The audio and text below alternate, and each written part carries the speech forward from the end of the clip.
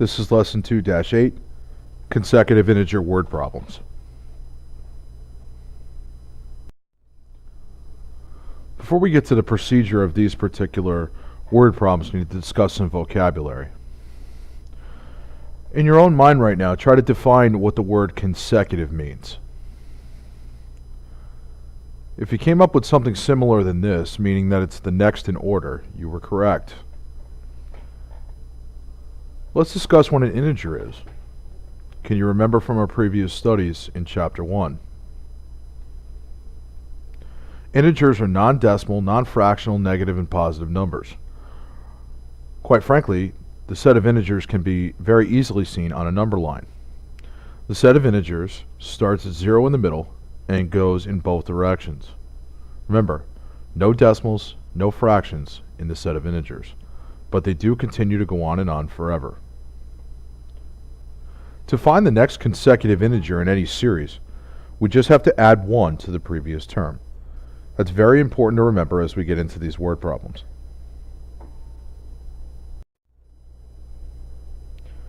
So let's see how well you understand the vocabulary. For each of these terms, 3, x, and x minus 2, I want you to state the next 3 consecutive integers after each of them. Pause the video at this point to give yourself a chance to do the work. So the answers are as follows. The next consecutive 3 integers after 3 are 4, 5, and 6. The next consecutive integers after x are x plus 1, x plus 2, and x plus 3. And the next 3 consecutive integers after x minus 2 are x minus 1, x, and x plus 1. The similarity in all 3 answers is that all I did was add 1 to the previous term. Let's take a look at the procedure for this word problem. Most of this will be familiar to you, as we did in Lesson 2-7 with the basic structure of all word problems. The first thing that we want to do, as always, is read the problem carefully. A reminder to you that that typically means multiple times.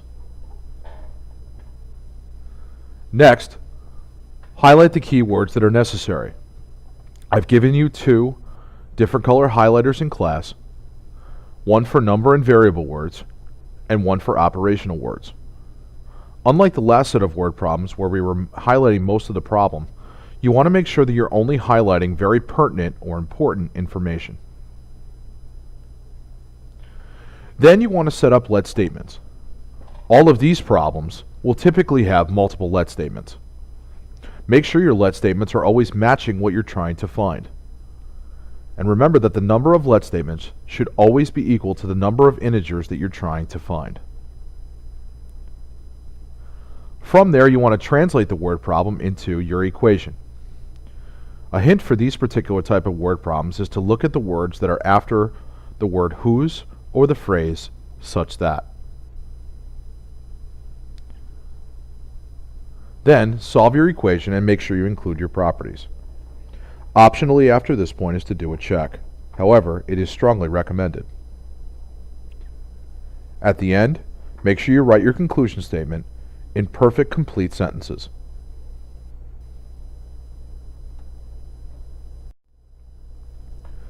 Let's take a look at an example. It's number 1 from your homework packet. Find 2 consecutive integers whose sum is 91. Pause the video at this point to highlight your pertinent information.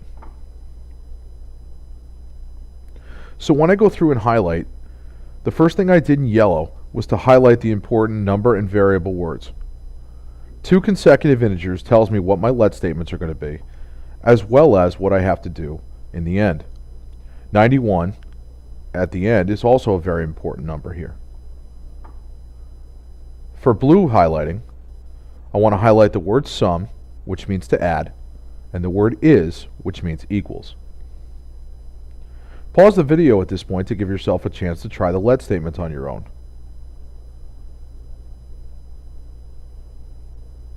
So the first thing we want to start with is x, and x becomes the first consecutive integer.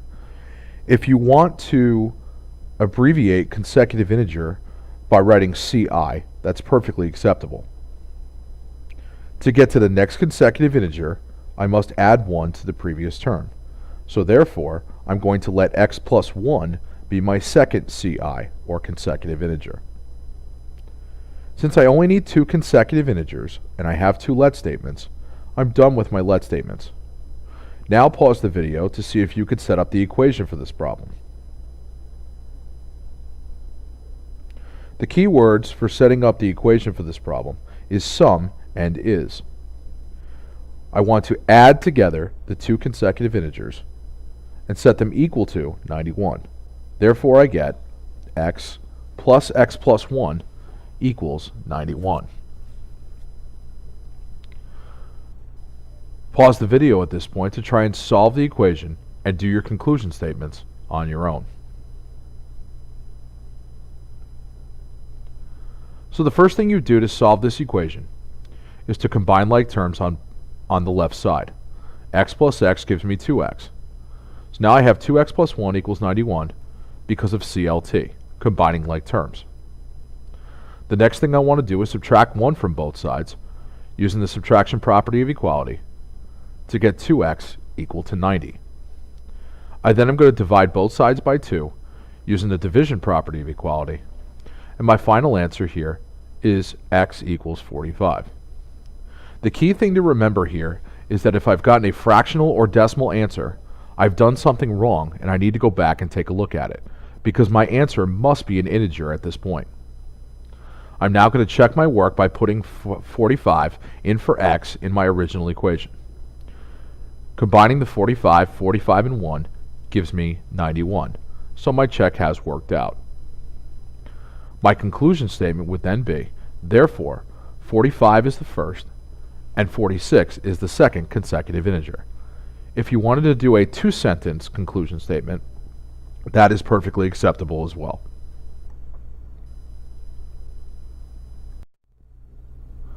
Let's take a look at another example from your homework. This is number 4. Find 3 consecutive integers such that the sum of the first and the third is 40. You should pause the video at this point to give yourself a chance to do the entire example on your own. So let's start with our highlighting part of this process.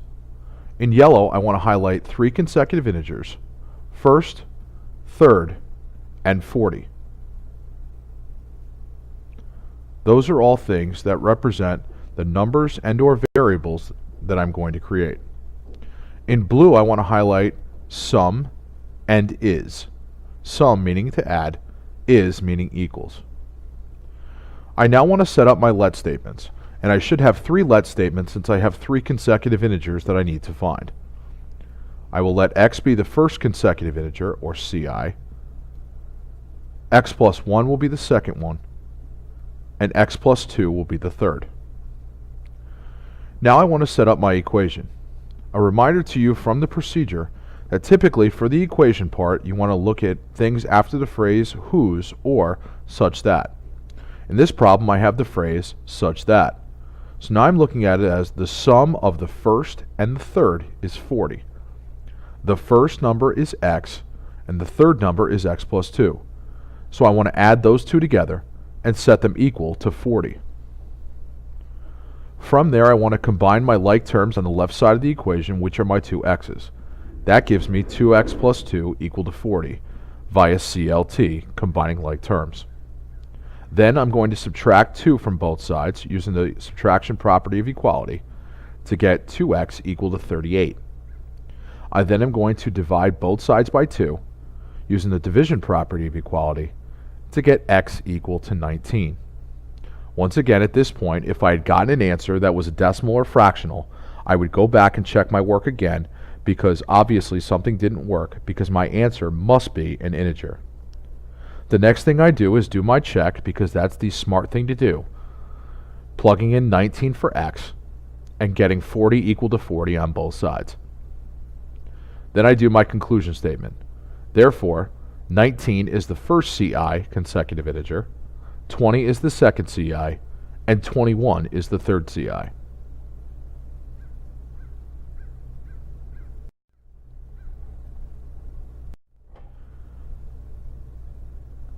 So here's part 2 of the notes, consecutive even and odd integers. Let's first define our consecutive odd and even integers. Even numbers are 2 away from each other on the number line.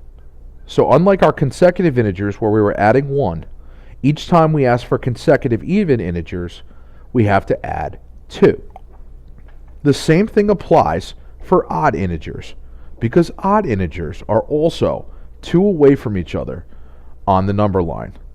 I know it sounds weird that we have to add 2 with odd integers, but that is the procedure because odd integers are 2 away from each other on the number line. This is the biggest thing to keep in mind.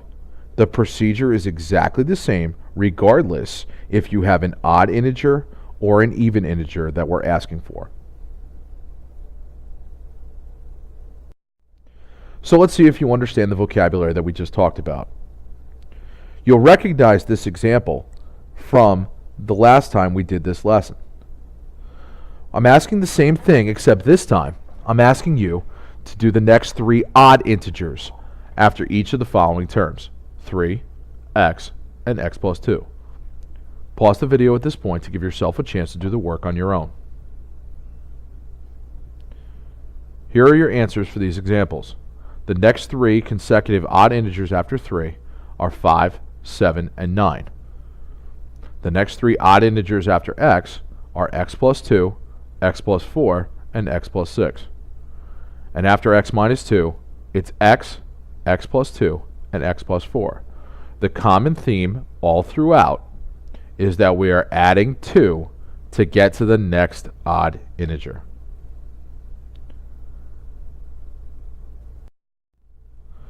Let's take a look at number 6 from your homework packet.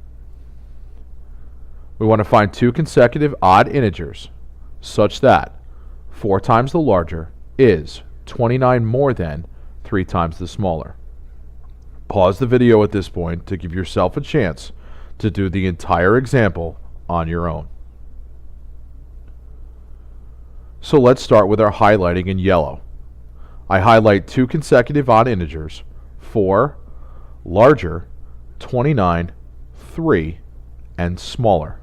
Larger and smaller are going to be represented in my let statements.